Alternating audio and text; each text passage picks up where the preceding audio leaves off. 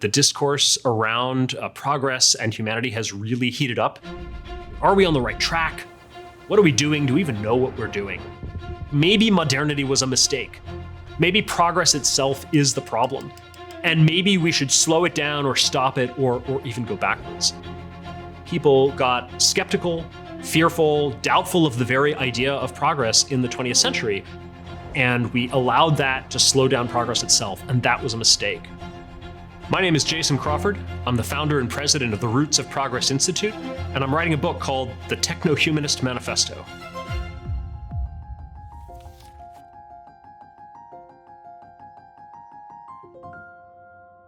I'm going to rewind to the beginning, and I'm going to try to tell the story concisely. Okay. One important thing to know about the idea of progress is that it really didn't exist through most of human history. Say most peoples in most places and times didn't see history as some kind of an upward curve. They saw history as more cyclical, maybe, full of ups and downs, or perhaps they even believed in a declinist narrative, a story of the past being a golden age from which we have fallen, and perhaps will continue to fall. This really only changed in the West around the 1600s. At the time, there was a big debate, actually, about whether the modern people of that era could ever surpass the huge achievements of the ancients. They were looking back to the ancient world, the Greeks and the Romans, at the ideas that those people discovered, what the Romans could do with concrete, for instance, the Colosseum and the aqueducts, and even the pyramids of Egypt. Some people at the time had this idea. Those ancients must have been a race of moral and intellectual giants. That all we can do maybe is read the ancient texts and reread them and try to wring as much meaning and learning as we can out of them. But that we could never surpass them, learn new things, invent new things, and go forward. Things started to change in the West with the voyages of discovery that started to explore and discover the world and discover entire new continents. Our knowledge was expanding. People started to think that, wow, maybe we could actually learn new things, maybe we could create new inventions. If you look at the writings of Francis Bacon, this is an Englishman who lived at the end of the 1500s into the 1600s. And Bacon was one of the people who was arguing, no, there's a lot more to be discovered. And he pointed out all of the things that the ancients didn't know about. They didn't know about the Americas, for instance. They didn't know about gunpowder or the magnetic compass. They didn't know about the printing press, the Gutenberg movable type printing press, which was invented in the 1400s. Bacon said, there's nothing in the art of printing that is not plain and obvious. What if there are a whole lot more things like this out there to be discovered? And he used all of this as evidence to make his case that essentially progress was possible. That if we used the right method, and he was really advocating for an empirical method in science, which was not the standard at the time. If we do this, and if we get better at doing it and put more effort into systematically collecting and trying to explain our observations, we'll be able to discover new things, we'll be able to create new inventions, and that ultimately all of this can come together to endow human life with new abilities and powers, I believe is the phrase that he used. His prediction essentially took 200 years to come true. It wouldn't come into full fruition until the Industrial Revolution. So there was a slowly building idea of progress through the 1600s, 1700s. As we got advancements in science, we started to get Newton's theory of universal gravitation. We started to get developments in chemistry, people really identifying elements and starting to work out the periodic table. And then with the Industrial Revolution, certainly by the 19th century, all sorts of new amazing things were getting invented. The railroad, the telegraph, the telephone, the light bulb. By the end of the 19th century, it's very clear that Bacon was absolutely right. It was a reality coming into people's homes and transforming everybody's lives. So this is a great example of how progress builds on itself. Progress begets progress. The long-term pattern of progress over human history is that progress accelerates. It's not just a constant percentage, growth each year. Over the long term, that percentage growth rate actually increases. Why does this happen? The fundamental reason is feedback loops. Progress begets progress. When we make progress, sometimes the invention or the new technology or infrastructure is so fundamental that it feeds back into the process of making progress itself. Think about the early Industrial Revolution. You've got coal, you have steam power, you have iron, and you have locomotives. Now, all of these things reinforce each other, right? The locomotives were made out of iron. They were powered by steam engines that were driven by coal. The locomotives were also used to transport coal and to transport iron ore and to transport finished products. Steam power was used in the manufacturing processes that created the products out of iron and so forth. So all of these things were reinforcing each other. And you can see this even today with all sorts of things. Computers, for instance, we invent computers and software, and now they are used to power everything else in the economy. Computers are even used to design better computers, right? So technologies feed back into themselves. World population. The better we get at supporting human life, the more the population grows. The more people we have, the more brains we have working on all kinds of problems. The more scientists, the more researchers, the more inventors, the more business founders, all of these people working on all of the different problems of human life. Even, I think, most fundamentally, the very idea of progress itself.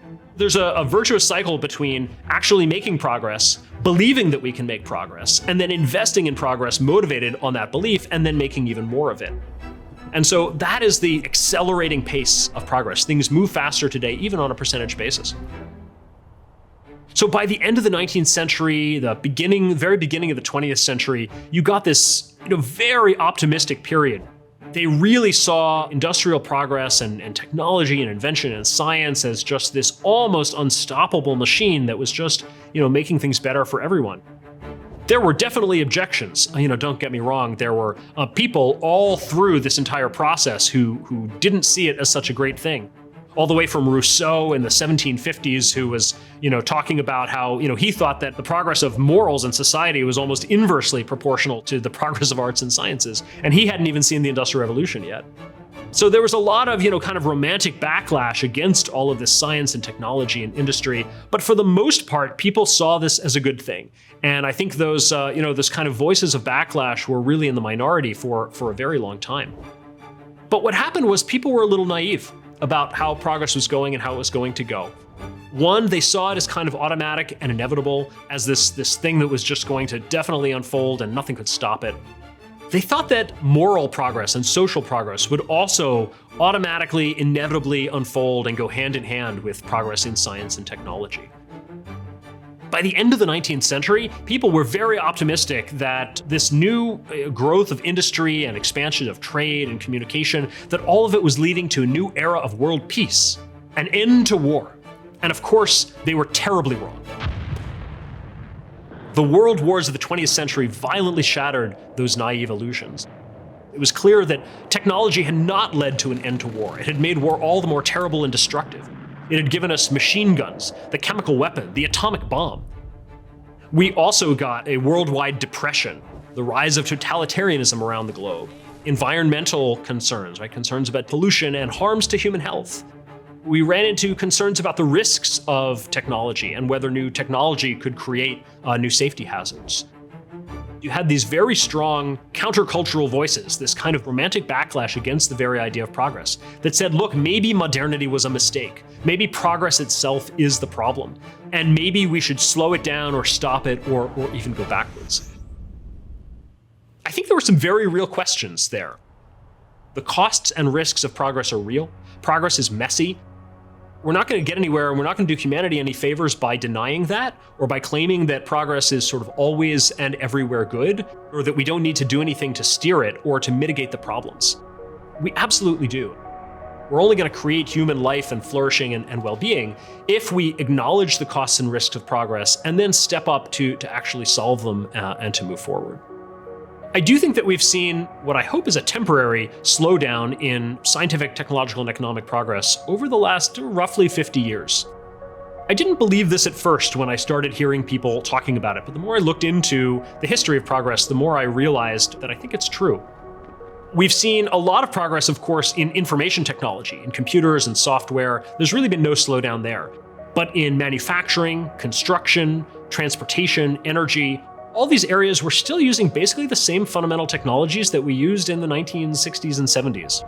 We're still using fossil fuel-based electricity as our main power source. We're still using the internal combustion engine. We're flying on basically the same kind of planes that we flew on in the 1960s. We're using the same basic sort of mass manufacturing, factory processes.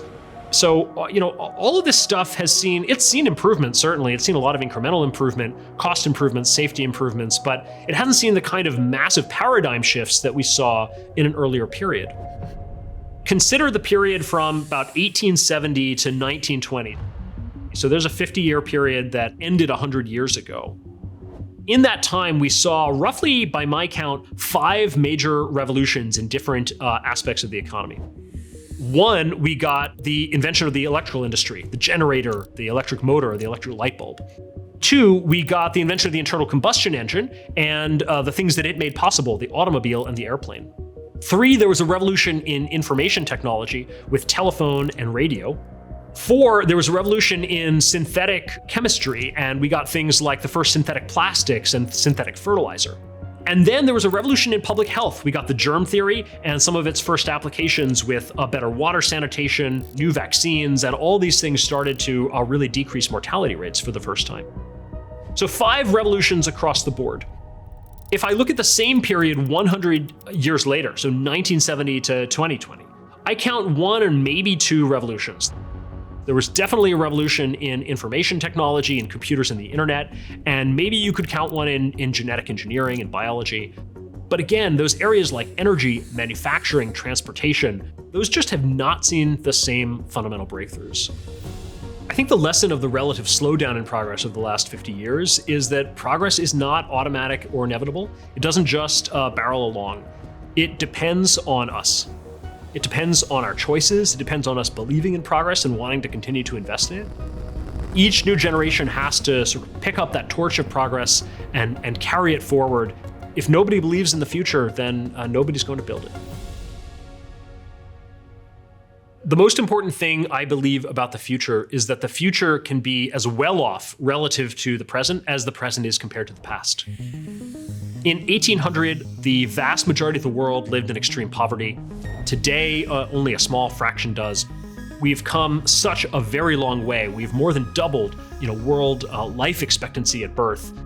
We are so much better compared to people a couple hundred years ago. And yet, if you ask the average person back then, they didn't think that they were living in extreme poverty. They thought it was normal because it was normal. Not having a refrigerator seems normal when nobody has one. Not having electricity seems normal when nobody has one. Not having a toilet or indoor plumbing seems normal when nobody has it. We don't think that we're living in extreme poverty today. But I think that 200 years from now, the future could be so amazing if we create it, that those future people will look back on us and saying, I cannot believe they lived that way. There are so many things that we could invent in the future or are inventing right now. Artificial intelligence, genetic engineering, fusion energy, going back to space and creating a real space economy, and settling the moon and the planets and one day the stars. All of these things, once we have them, we will consider them absolutely essential, even if today they seem like science fiction.